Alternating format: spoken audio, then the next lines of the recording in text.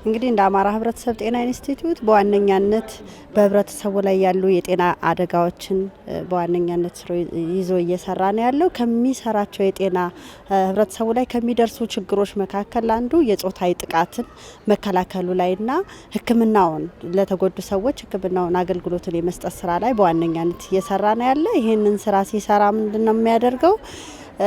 በየሳምንቱ ከየዞኑ ከየሆስፒታሎች ከየጤና ጣቢያዎች መረጃ ይመጣለታል። ያንን መረጃ መሰረት በማድረግ ለተከሰቱ ችግሮች መፍትሄ እንዲሰጥ የህክምና አገልግሎቱ በተሳለጠ መንገድ እንዲሰጣቸው ይደረጋል።